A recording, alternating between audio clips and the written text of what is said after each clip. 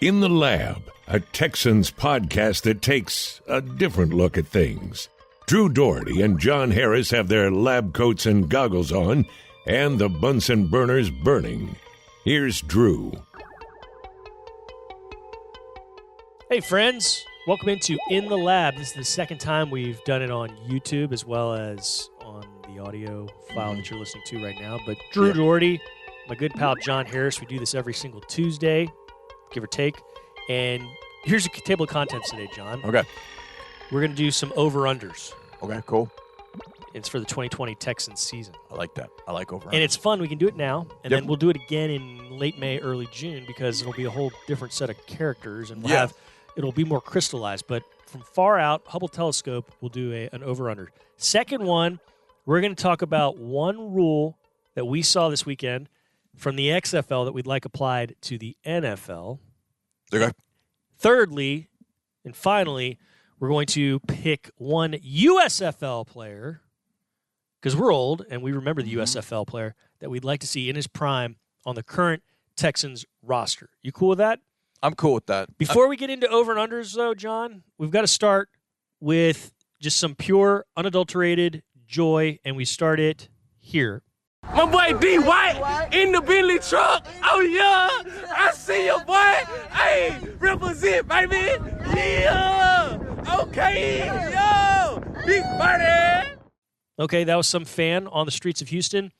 Pulls up next to Deshaun Watson, and that ensued. And I thought that was kind of cool. I saw it last night on Twitter, and I loved it. I mean, that's how I react when I see Deshaun. Yeah. I liked Deshaun's. I liked his reaction too. He was cool. He just kind of smiled. It was just kind of typical Deshaun. Yeah. It's like when you see him in hallways, it's like, yo, what's up? Yeah. I mean, he just has that. He just has that way. He's cool. He enjoys life. It seems like. I mean, he's very cool in how he does things, and I like that as opposed to other quarterbacks that aren't so cool. Cool and accommodating. Not too cool. Of course. Right. So, all right, you're cool too. So let's get going here. Over under, John. Okay. J.J. Watt in 2020 will have 10 sacks. Over or under that? He was under it this year, obviously. He was way over it last year in 2018. I think if he's staying healthy for 16 games, and yes. I think he will be. I think he's so. If you wanted to do some mathematical conversion and just say, okay, 10 sacks per year is like 5/8, which is like 0.675 sacks per game. I'm just saying 10 straight up. I think he'll get there. Yeah. I mean, I think he'll get there. I don't know I can't remember what his number was in 2019. I think it was 6.5 in the 8 games that he played, which is about right there. I mean, if you get double digits out of JJ, I think this year, then a couple things have probably happened. Number one, you've gotten either really good production out of other guys that are now attracting some of the attention to allow JJ to get to the quarterback, or maybe you've added a guy that maybe a Robert Quinn in free agency. I don't know. Maybe you've added somebody like that garners the respect such that player ends up getting some chips and some double teams, or Whitney is drawing some double teams, or maybe Jacob Martin is just a holy terror and he is getting some double teams and chips. The other thing about it, too, is I think that J.J. rushing from the inside is lethal. Yeah. I mean, I think it's lethal. And I think there have been stretches over his career where he's done more of that. There are stretches over his career where he's done less of that. And I think it's been dependent on who the Texans have. Earlier in his career is when he was more inside. He was when he was more inside. And in the last 3-4 years, they've almost exclusively used him outside. Right. And exactly. But this past year, when he would go inside, cause problems. He would wreck shop. Now, it's probably a little easier to double him when he does go inside. But when he's on the move, that's when it's tough. A lot of times he got to the quarterback this year when he would start maybe in a 4 or 4-eye and then dart inside over the center because you get some things happening, you're slanting, you're moving, then boom, JJ all of a sudden pops around all that and he shows up on your center, and your center is kind of sliding with some of those, and all of a sudden here comes JJ, and those centers aren't quick enough to slide back. So JJ got a lot of pressure. In fact, Whitney's first interception against New Orleans, that's what JJ did. He started out wide, and then he darted back inside, and Brees had to get off the spot. And when he got off the spot, he threw to where he thought Latavius Murray was. Whitney was there and picked it off. Yeah. And that I think is really a problem, and that was really captured, I thought, very, very well by Peyton Manning on the show Detail. If you know the show Detail, it started Kobe Bryant, R.I.P. Mamba. He started a show where he essentially is off camera. You don't see Kobe at all, and he would assess a game that he was watching. He would take you to various parts of the game. He would kind of illustrate the game, and so he got Peyton to do it for football, and so Peyton was doing one on Jacoby Brissett. He's always focused on the quarterbacks. But he even said, he's like, look, I know I'm focused on the quarterbacks on this, but I want y'all to watch what J.J. Watt's doing to the Indianapolis Colts. And he was phenomenal. And a lot of that day, he was darting inside and winning inside to get to Jacoby Brissett and pushing him off the spots. Fortunately, in that game, he was about the only one doing it because Jacoby was able to sit and kind of pick apart. And, of course, the secondary was Peyton Manning, too, remembers getting smoked by J.J. Watt in his day back in the day. And plus, they share the same agent. So I'm going over. Yeah, I'm going over. Healthy for 16 games, I'm going over. Yeah, and I think no matter who's around him, I think he's going to get his. It might not be much more than 10, but if he has help, it's going to be a lot more than 10. But even if he doesn't, he's still going to get those 10. So by me saying over, my point in that is I do believe he will get some help. Yeah. And he'll get it from, those guys we talked about, Jacob Martin, Duke Ejiofor coming back from the Achilles, Whitney Merciless. I do think a key in that ends up being Charles Omenihu. Yeah, I think Charles Omenihu ends up being a really big factor because I think Charles takes a year 1 to year 2 jump, and we saw him do that at Texas.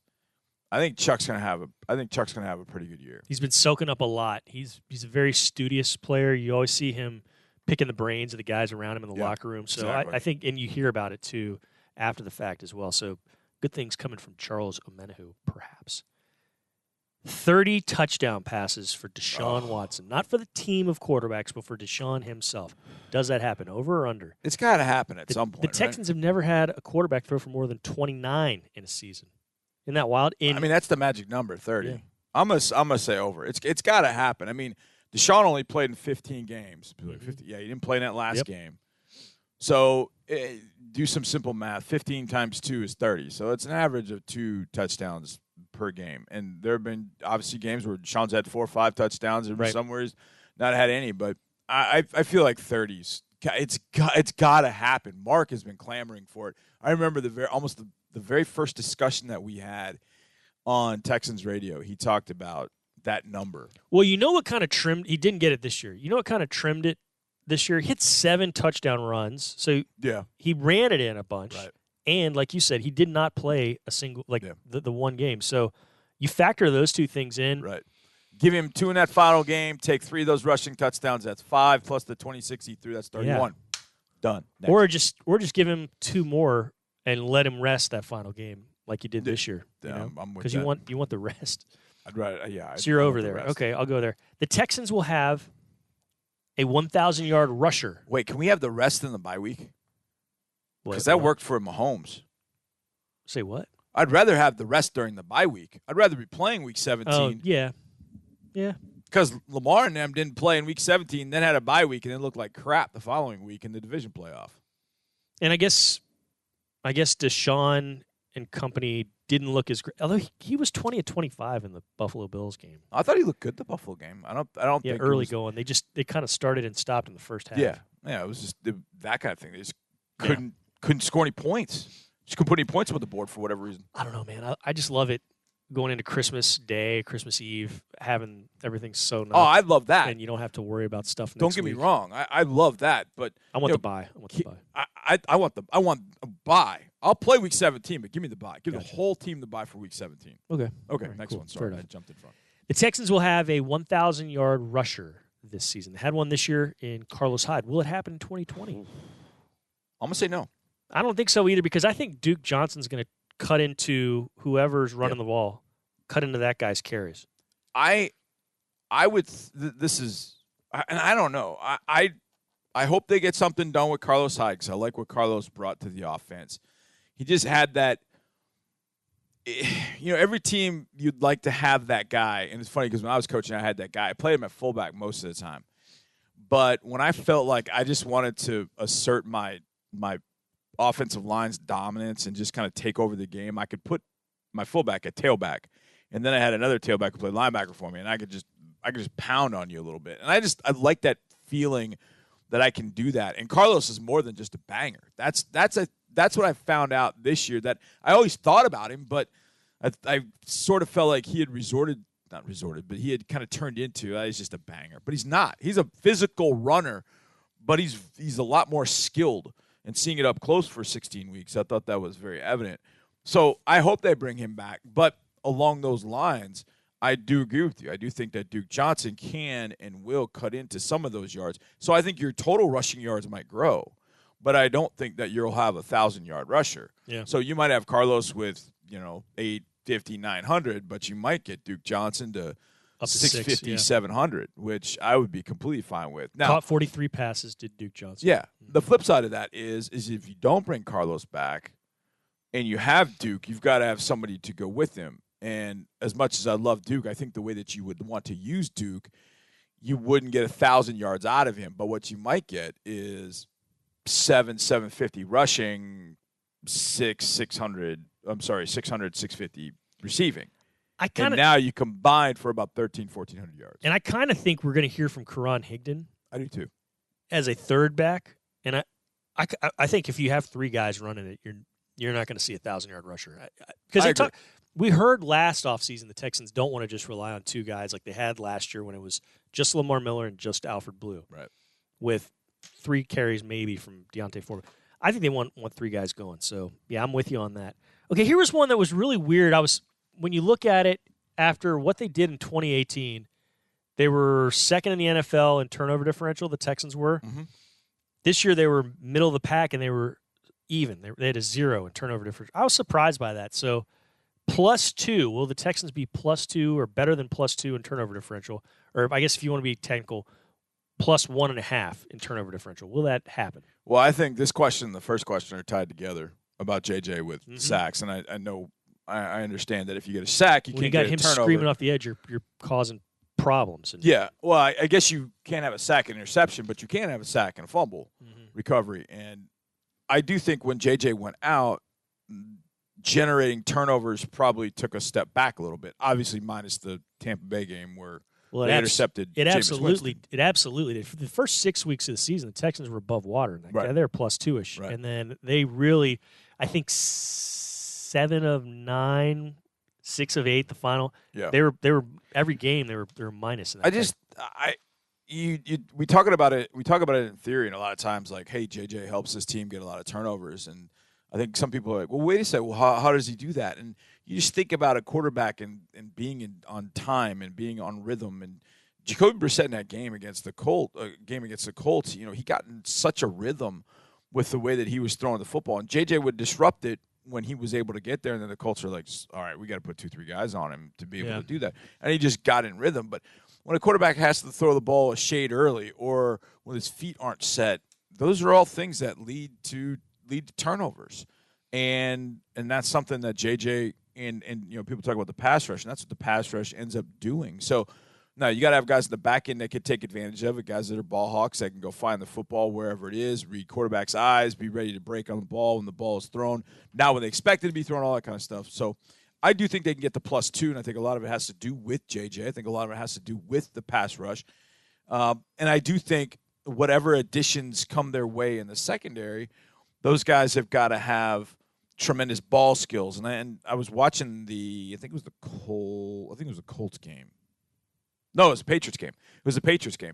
I was watching that game back, and we're on a post route down the middle of the field with Julian Edelman. He's trying to split like a bracket coverage. And Vernon Hargreaves was kind of the low player, and the safety was the high player. And yet Vernon finds himself like skying for the football. I'm like, we haven't seen a defensive back do that in a while. Now, he wasn't able to come up with it. It would have been a great catch. But just the fact that he got his hands on the ball, like, wow, okay. I like that. Those are the kind of players that you'd like to be able to have back there, guys with ball skills, that if a quarterback does make a mistake, we got a guy back there that's got ball skills. Go find a football. Go do something with it. And I think getting to +2 is going to be easier when you have players like that. Of course, JJ becomes a big factor in that as well. All right, even though the Texans won their playoff game in overtime, those overtime rules kind of scare me. Yeah, I was terrified the whole overtime. You still, I mean, I think it's an improvement where you got to score a touchdown to end, for it to be sudden death. I think that's better, but I still think it's rough because we saw it a year ago. Mahomes, they never got to touch the ball because Brady and the Pats and the title game scored the touchdown. The the XFL has a awesome overtime rule. I love it. It's almost like a shootout in soccer, but there's action. It's not just a 1-on-1. It's an 11-on-11. The first team with to get the best of 5 shots at the goal wins. Yeah. I love that aspect. That's the most souped up overtime version in any sport. I think that's the best. I'm all for it. I want that in the NFL. Now, it's not going to happen anytime soon, I don't think. But I will be interested to say, and I talked about this with Mark Vandermeer on the radio last week, I will find it interesting to see if any of these rules that we've seen in place in the XFL get discussed at the next owners meeting, by the rules committee. Yeah. Because surely they're watching, surely they're noticing, and surely they're seeing some things that might be enticing to them here in the NFL. I love that overtime rule. Give it to me. Let's make it happen. Yeah, so for people that don't know what Drew's talking about, it literally is like a soccer-style shootout. You get 5 opportunities. From the offense lines up. From the 5 or 10? From the 5, right? It's like the 5. I think it's from the 5. And offense runs a play, tries to get in the end zone. If defense stops them, well, obviously there's no points. It's like a penalty shootout in soccer. So then they flip. Yeah, the defense. It was playing defense. Their offense plays. They do it until one team mathematically has the advantage. And if it gets all the way through 5 rounds and they're still tied, then they do a 1v1 sort of thing. At that point, it becomes sudden death. I actually like this is not going to surprise too many people that know me. I like the 1, 2, and 3-point conversions. The variety. I like those. The 1 from the 1, the 2 from the 3, and the 3-point is from the 10, I believe. Mm-hmm. I think that's how it goes. I like that. I like the fact that you can be in the game down 2 scores, down 18 points. Mm-hmm. You got to score 3.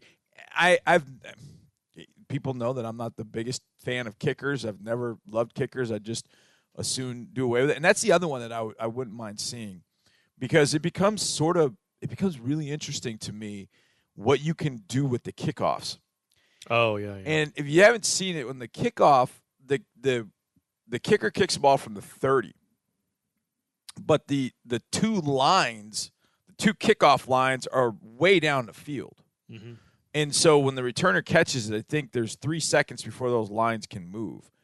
But there's so much that you can actually do. You could run an offensive play. You could have an offensive play. You could trap block. You could zone block. There's all different kinds of things you could do with that kickoff.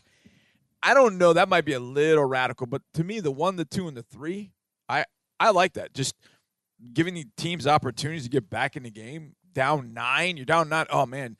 In the NFL, that's a kind of magic number. You get to 9 points ahead. You're like, okay, that's 2 scores. That's where you want to be late in the game. You get down 9, you still got a shot. Next time I see Tracy Smith or Brad Seeley, I'm going to ask them what they thought of that. Because those guys have been around. They've seen a lot of things. I'll tell you the other thing they're really good at what they do. I'll be interested to see if the NFL opens up a little bit too, which I think outside of the rules was maybe the most talked about thing, and that was the replay communication down to the field. Loved that. That replay communication with them talking about it and that having, I mean, look, I don't want to be on the sidelines doing, and I know you don't in preseason, walking up to somebody saying, "Hey, you missed that tackle. What'd you do wrong?" Like they did to that kicker who missed. I don't want to be that guy. But the accountability for the referees would be awesome because how would that have gone in Baltimore this year after DeAndre Hopkins was being held and then as he was being tackled in the end zone, and they had the gall to come back and say, "No, that wasn't pass interference." How the hell do you defend that? Right. I mean, I think that'd be perfect. Yeah, I mean to hear, And to me, maybe it helps the referees too, because in that situation, we all looked at it and went, "Well, how'd you not call interference? How could you not call interference?" And they were going through the motions at that point. They weren't going to call anything. Well, why wouldn't you overturn that via review? Well, the thing about it is, it probably was interference, and the ref was probably saying, "Yeah, maybe it is interference," but because at that point reviews were supposed to be about egregious fouls and all that, who's to say? But maybe it helps the officials too in some sense because they got the call right. They got it wrong, but they got it wrong because of maybe something that review, the way the review is or the rule is written, like the tuck rule. I think if you could hear them talking about it, you would realize it wasn't the ref's fault. In fact, that they've got this rule that's there that they have to follow. So I don't know. I think that would be really compelling stuff to hear that during the game. All right, so those are the rules we want to see different or adopted, perhaps. Yep. And now it's time to go way back because the USFL was the biggest or most significant challenger to the NFL, obviously, other than the AFL, which those two merged. But the USFL was around for 3 seasons in the early 80s. There were some really good names that came out of there. Hall of Famers like Steve Young. Mm-hmm. And who could we put from the USFL on a current team in his prime? And also, I forgot to mention Herschel Walker. Yep. Probably should be in the Pro Football Hall of Fame because of what he did in the USFL. But that's not who. I don't want either of those guys on my team. I mean, I'd take. You want to go first? Go first. Yeah, I got to go first. Go first. Go first. What's this Texans team need? Need some pass rush. Right? I know what you're going to do. Go ahead. The greatest, do it. Who's maybe the greatest defensive lineman ever? Maybe. Certainly in the conversation. Who's the greatest defensive lineman ever? Yeah. Oh, Ryan Big Grease Pickett. He's really good. Yeah. I like Big Grease, but I'm going to go with Reggie White, who played for the Memphis Showboats back in the day. Good. Then he went on to be a Philadelphia Eagle, a Green Bay Packer. He was a holy terror. In the strike-shortened season of 1987, he led the NFL in sacks. I think he had 20 sacks, and he missed 4 games. Give me Reggie White. Give me J.J. Watt. That's J.J. Watt's favorite player of all time. Can you imagine the havoc that those two would wreak on opposing offensive lines? Yeah. I want Reggie White. That's what I'm taking. Reggie White's pretty darn good. I have my options. I was looking at two different players. I couldn't remember the USFL team. I knew he came from the USFL. I got 2 players. I'm going to let you pick which players, okay? All right.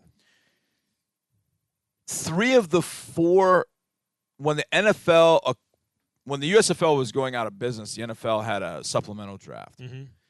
3 of the first 4 were Hall of Famers. You mentioned Steve Young. Yep. You also just took Reggie White. Yep. Mike Rozier was one of those. Former Oiler, yeah. He was a Heisman Trophy winner. The 4th was the 3rd Hall of Famer. Do you remember who it is? It was the linebacker? Guard. No. Gary Zimmerman. Oh, yeah. He was played really for good. LA Express. He ended up going to the Denver Broncos, and he played with the Broncos during their zone blocking run in the mid to late 90s. Phenomenal guard.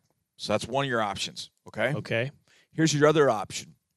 He played at the University of Michigan. Then he ended up with the Michigan Panthers and, I believe, the Oakland Invaders. His name was Anthony Carter. Wound up with the Vikings after that. And had one of the great playoff games of all time against the Vikings in a huge upset in 1987 season. Pretty damn good on Tecmo Bowl also. Very good Tecmo Bowl because I think Tecmo Bowl was 87, 88, somewhere in that range. So I give you those 2 options. You want guard Gary Zimmerman or do you want the electric Anthony Carter? Which one would you take? I guess I'd have to go for electricity because I think your offensive line is good enough right now. Yeah. And your quarterback can wiggle out of some things. Mm-hmm. And I saw what the Chiefs have done as far as weapons and having an offense. So you're turning down I am. an NFL Hall of Fame interior lineman. Because I know I've got electricity to put out there with Hopkins, with Stills, with Fuller. Give me that. Good Lord. Let's do it. Holy smokes. Anthony Carter. Hammer down, man. Let's go. Group. Let's do it. Oh, my goodness. No disrespect, Mr. Zimmerman, but I love Anthony Carter, and I love the Michigan Panthers jerseys. Yeah. And I love the Oakland Invaders jerseys as well. But I would go Zimmerman. Okay. I would go Zimmerman. We'll agree win to with disagree. Biggs. You go with Biggs. Yeah. I guess. Maybe not. Maybe that. I think this offensive anymore. line of the Texans though is going to be really good. No, I think it's going to be tremendous. Mm-hmm. I think when we sit down and we start looking at all the previews and NFL writers start looking at it, they'll start like, oh, Texans could be pretty good. Mm-hmm. If they saw Titus Howard play and saw him, and they're not just going on, oh, he's drafted, it was such a surprise. No, it wasn't. Titus Howard's a really good football player, man. And you put him opposite Laramie with Max, Nick. I mean, we'll see what happens with Zach at right guard, but I'd stick Gary Zimmerman right there at right guard and be ready to go. This XFL is pretty interesting. It's very similar to the USFL that we're talking about, but the USFL, the main difference was they were able to pluck in spots some guys who were finishing up college, had just finished college, and they just hammered them with money and got them to come to the XFL. So they're in spurts and in spots. There were teams in the USFL that had future Pro Football Hall of Famers. I don't think you have that right now You might have guys that might wiggle their career that way somehow, but you had bona fide talent that chose the USFL over the XFL. Yeah. Not much, because USFL was paying some cash at that point to get some of those it's part of the reason, high-profile stars. Part of the reason it didn't last because it wasn't financially sound. Well, there was one other reason, but I don't want to talk about that one. There's a really good book by Jeff Pearlman. He used to write for Sports Illustrated. He's written a bunch of books. It's about the USFL. It's Football for a Buck. Check that book out. Hey, man, this was fun. That was very kind of fun. covered a lot of different bases. We did. We had some joy at the beginning of it. Things. And we want to thank you all for watching it, our friends on YouTube for checking us out. Let us know what you think, if you got any suggestions. If you have in the lab ideas, because we go off course. We go off the base and we talk about different things. Holler at us. We'll listen. We might not do it, but we'll listen for sure. And for Tyler Marcotte making this all happen, back behind the wall. Over there. We need that guy on that wall. It's like, well, how's that scene from Few Good Men? Yeah. We want him on that wall. We need him on that wall. That's right. It's Tyler Marcotte. Yeah. So long, friends. It's been In the Lab.